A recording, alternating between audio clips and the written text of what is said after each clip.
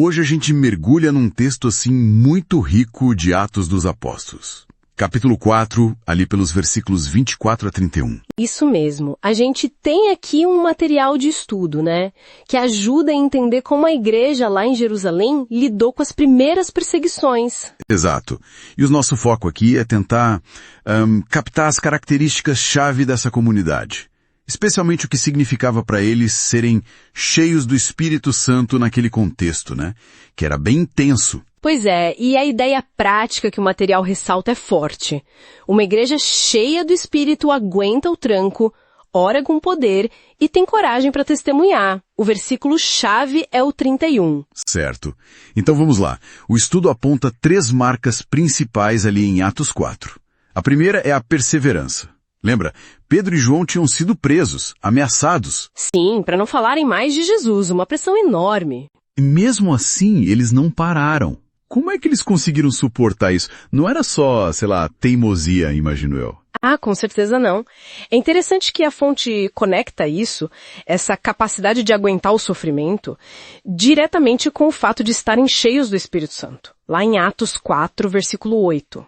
O estudo até menciona que o tempo verbal no grego ali sugere uma capacitação que continua, sabe?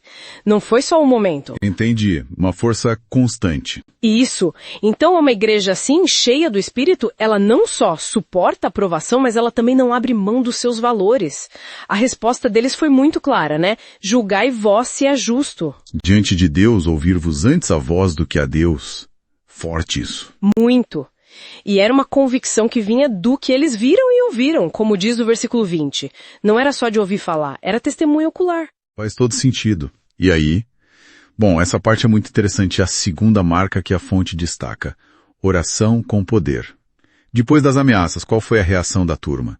Não foi medo, né? De jeito nenhum. Foi oração. Coletiva. Atos 4, 24 diz que unânimes levantaram a voz a Deus. Juntos mesmo. E como foi essa oração? Que tipo de pedido eles fizeram? Então, se a gente olha o registro ali nos versículos 24 a 30, a oração tinha um foco claríssimo. Eles pediram ousadia para continuar pregando, apesar de tudo. Não pediram para a perseguição parar. Não pediram para parar, pediram coragem para continuar.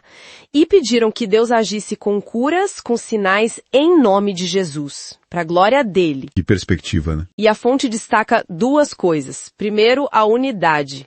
Usa o termo grego homotimadum, que significa uma só mente, um só propósito.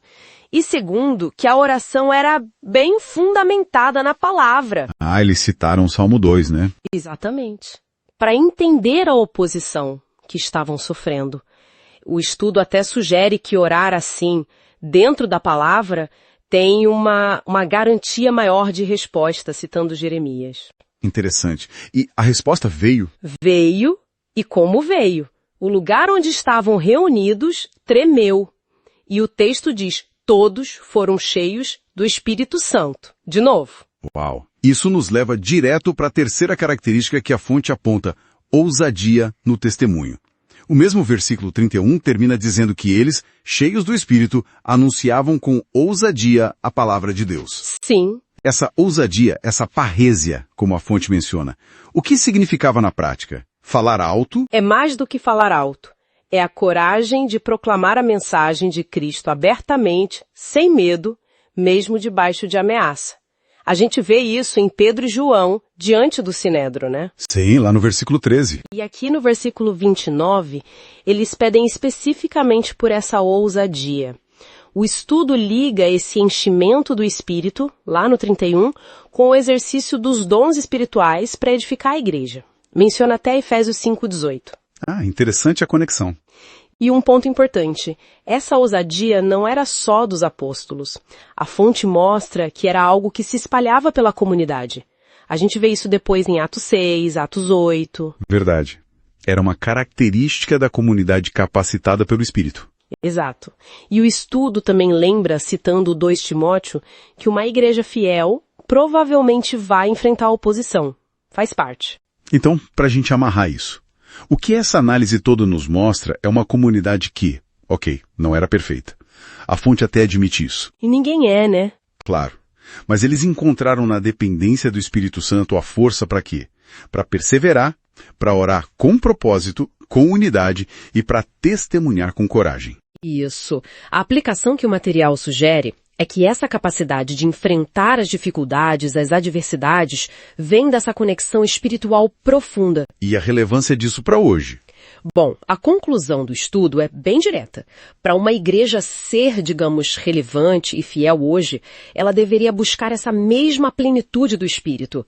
A sugestão é buscar a Deus com fervor, sabe? Manter a firmeza na fé e proclamar a mensagem com coragem. Bem parecido com a igreja primitiva. É um chamado forte. E para a gente fechar, fica uma reflexão que uma frase da fonte me provocou. Ela diz que uma igreja que procura se ajustar à agenda do Estado perdeu a sua autoridade espiritual. Pesado isso. Sim. Pensando nos dias de hoje, com tanta pressão cultural, social, como é que uma comunidade de fé mantém essa ousadia, essa fidelidade à sua mensagem, sem se isolar completamente ou, por outro lado, sem diluir seus princípios? É uma tensão real, né? Sem dúvida. Fica aí algo para a gente pensar, para refletir.